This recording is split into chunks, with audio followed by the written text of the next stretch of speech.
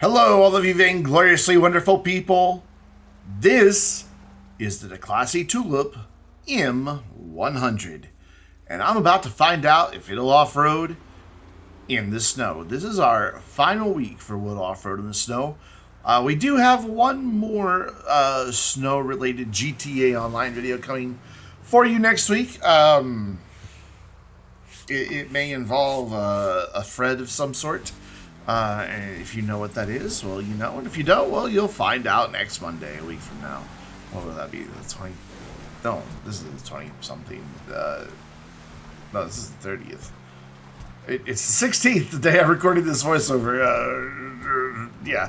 You'll find out on the 6th what that final snow-related Fred incident is. You can tell from what I just said there. Exactly what it is. And then the week after that, regular Will Off-Road will be back, most likely with the Power Surge and one we did here in the snow, the Sanchez Scout C. Boy, I forgot to turn off the notification sound. Professional YouTuber at work. Yes, indeed. I'm just going to do it while I drive. Screw it. There we go. Like I said, pro at work, friends. Yeah, what are you going to do? What I'm going to do, let's take a really quick drink of water because my voice is going all of a sudden.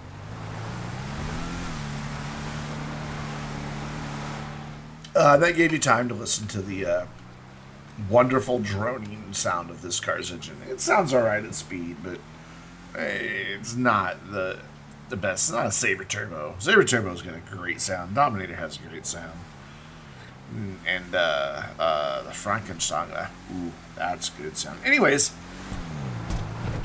speaking of good sounds, this is a good segue. You can hear our Discord conversation that took place while we were recording this video, and see a less edited video with a lot of our shenanigans and outtakes and some behind the scenes stuff in the Will It Off-Road behind the scenes series. I do a behind the scenes for almost every community video.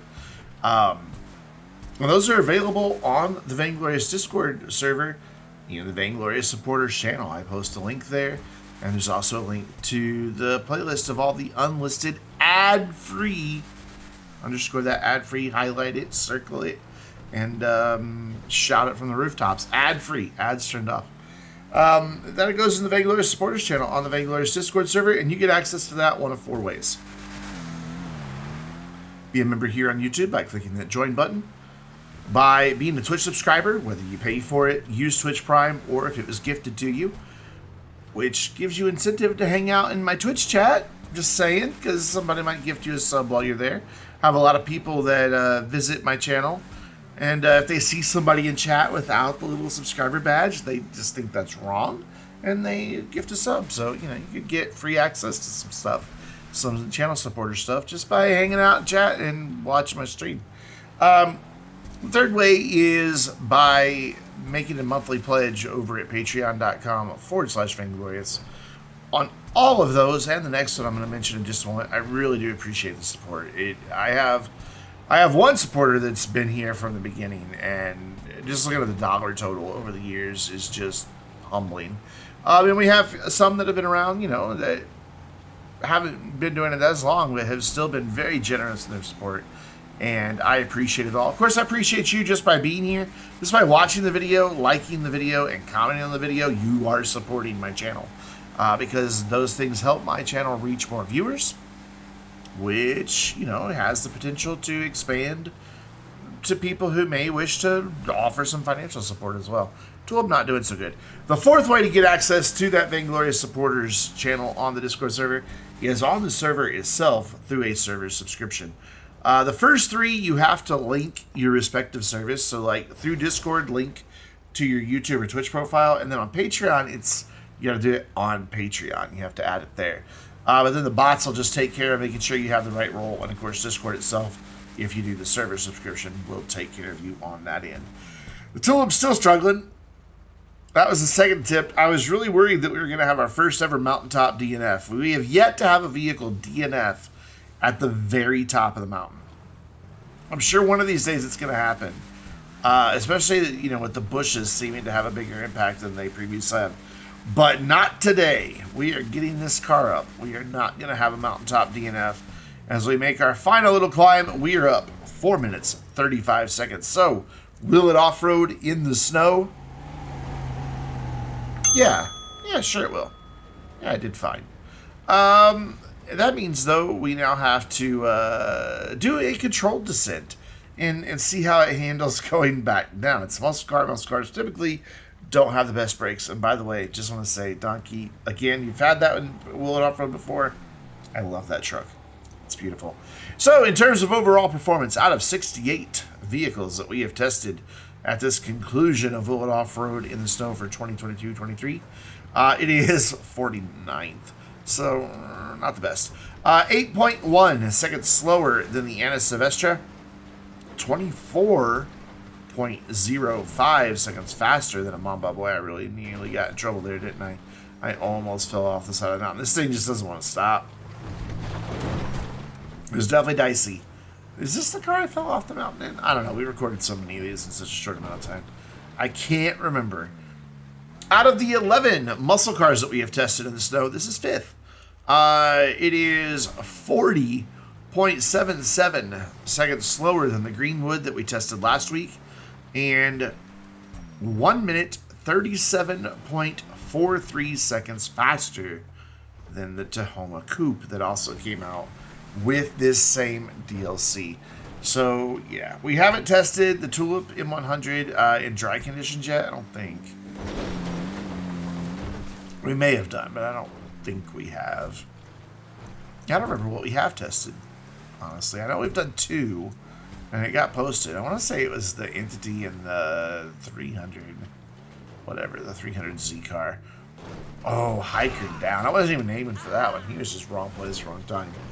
Hikers are not allowed on the mountain. We went into that last week's Will It Off-Road. You can go back and watch that for the description of why they're not allowed. But speaking of things that are in descriptions, there are 2 things that you may be interested in. First is the Will It Off-Road spreadsheet, where all the stats for how every single vehicle that we have tested, which in dry condition is getting close to 400. We're pretty close to 200 videos in Will It Off-Road. And in fact, we'll probably hit it this spring for that big 200. We need to do something to celebrate it, but I don't know what it's going to be. I haven't figured it out yet. I probably should figure it out pretty soon. But also, that spreadsheet is broken up by snow, by class, and by DLC. So there's a lot of good information there. And then the other thing that's down in the description that may interest you is Will It Off-Road Bingo. What? He's doing it before the second car today? Yeah, because the second car is... Yeah, I want to try to get all this promo stuff out of the way before the second car, because we're going to have a whole lot of time for everything else, sadly. And you'll see why. But, well, we will have some time at the first part. Oh, that drift, though.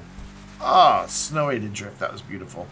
But yeah, Will Off-Road Bingo. You click that link, click on Generate a Card once you get to that website, and then click on things on your card. Oh, dear. As they happen in the video, and if you get bingo, yeah, put it in the comments down below. Yeah, that wasn't my best finish ever, and I'm kind of just waiting here because I just wanted to see Donkey's truck again because it looks so good. So we're going to take it back to the top of Mount Chiliad. Even though we've already had a bit of a crash, we're going to fling it off the side of the mountain to see what other type of damage it can withstand, or what type of body parts it can shed. I like the look of this car. I don't know, late 70s, early 80s muscle will always have a special place in my heart. I mean, you know, being a 15-year-old, I clearly was not alive at the time the real-world example of this car was around. No, that's not possible. Is it? The world's oldest 15-year-old. That's how it goes. So every year on my birthday, I'm just once again 15. And I've been 15 for a redacted number of years. I will never admit to how many years I have been 15, but it's getting up there. Let's just say that. I always wonder how old people really think I am. I don't know. Some people have told me how old. A couple people in the Vainglorious community know, but they also know they will be permanently banned. And I will put a pox upon their house if they disclose that information. And no joke, I will permanently ban anybody who knows that information and shares it. Because then that's part of my brand ruined. You know, I've been doing this whole world's oldest 15-year-old thing forever. And you can't ruin my brand, you know. And I guess you could, but then I have no choice but to destroy you. Yeah, I'm always curious how old people think I am. How people think as young as 16, 17, all the way up to like in my 60s, maybe even 70s. Because I used to go by Brandon 72 Mo, people thought I was 72 years old. Yeah, it's somewhere in that range. That's all I'll ever admit to. 15 is the only number I'll actually ever confirm. We're down 1 minute, 50 seconds with the Tulip. Let's take a look at the damage. Most of the windows and lights are gone. The hood is missing. The right door and trunk won't close. Has bent wheels and minor body damage. I forgot to change back into my snowman suit.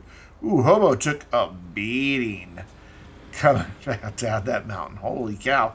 But that is going to bring us to our next vehicle. And our final vehicle for Will It Off-Road in the Snow for this season. And boy, we chose a good one. The Zirconium Journey 2. Just go ahead and pause the video right now and go down to the comments and tell me how long you think it's going to take this to get to the top of Mount Chiliad. Go ahead. I'll wait. Okay, now that you've done that and that we've dodged the dead hiker, I'm not sure how that happened. This is full throttle, by the way. This is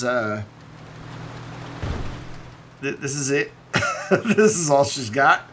Can't get any more out of her. I had to slow down a little bit for the corner because it's front wheel drive, and the understeer is horrible in the snow on this thing. I think if it was rear wheel drive, it would have done a lot better than it did. Though I don't know. It's hard to say. But you can already see if we're struggling on this little hill, this is not looking good for the Journey 2. It's just not. I mean, we're even struggling here on this. Most cars just drive past this like it's nothing. Because it is nothing. It's barely an incline. That's what, like a 10% grade maybe, which I know that's steep. Look, a dash hound is overtaking me as if I'm standing still. That clues you in just how poorly this thing is performing. Again, I am full throttle right up until the point that the wheels start spinning, and then I try to regain traction. But there isn't traction to be had. And I'm trying to find a place on the throttle that will not spin the wheels and move us forward, and it doesn't exist. So every vehicle gets at least 3 chances in a place where it struggles. It's only fair because maybe the first time I just wasn't doing the best I could have done, you know, and we need to give it another shot. In this case, though, I started from a standstill on an incline, and we went, 30, 40 feet? So we're not counting that one. I decided not to count that one as one of the fails because the first fail, it had a little bit of speed behind it. Is speed even the right word we should use for the journey? I don't know. Look at this. I'm struggling to even back up this hill. But this is why I think it might have done better if it was rear-wheel drive. Because even though I'm losing a little bit of that grip to steering, it seemed to climb a lot better in reverse than it did going forward. So, going to get whatever speed I can, just a gravity assist here, going down this hill and just stay on the throttle as long as I can. This is fully upgraded, by the way. Zahn took it to, this is his, I don't own one. Zahn took it to LSC, or I guess Beakers, since it's the one over there in Pluto Bay. He took it to Beakers, confirmed that it does have all performance upgrades. So this is a fully upgraded vehicle. And if you're about to say, yeah, but it doesn't have off-road tires does not matter one single bit in terms of grip. If you think it does, I'm sorry, you're incorrect. The handling files contradict you, and that's the data that the game uses to determine how much a grip a vehicle has. So, nope. Sorry, off-road tires. They do help for vehicles on tires can clip to get a little bit more speed and handle bumps better. But that just has to do with how big the sidewall of the tire is, not that they're off-road tires. Yeah, it is a common myth in GTA that if you're going to be off-roading, you need off-road tires. You don't. You can put lowrider tires on a truck, and it will do just as well as it does with off-road tires. Third and final attempt here, maybe. Well, if it doesn't make it, it'll be final. Because it only gets 3 fails. So we're climbing. We're moving. We're getting a little farther, I think. We've at least passed the log. But, sadly, no, it will not off-road. It can't even really get up to the mountain proper. This is just the hills leading up to the mountain. That means one thing, however. Every vehicle that fails on the ascent for Will It Off-Road has to meet the same fate. It's just a Vainglorious rule. There is no getting around it, even though I'm the one that made the rule. I could totally break it, but I'm not gonna. They have to be destroyed. They do. Azan saluting his fallen journey. That then sets him on fire, and then I guess Donkey wanted to put out the fire. I don't really know, but we did use an Avenger to get this thing back to the top of Mount Chiliad for a damage descent that lasted all of 2 seconds because it doesn't even have enough power to get itself all the way off the ramp and becomes beached and DNFs. I don't think we've ever had a damage descent DNF up here before. This is a first, and what a way to send out Will It Off-Road in the snow. Thank you so much for watching. I really do appreciate it. We'll be back very soon with some regular Will It Off-Road testing, but next week you can enjoy another special snow video. And on that huge disappointment that the Journey 2 was for the damage descent, I'm Brandon, reminding you to stay vainglorious.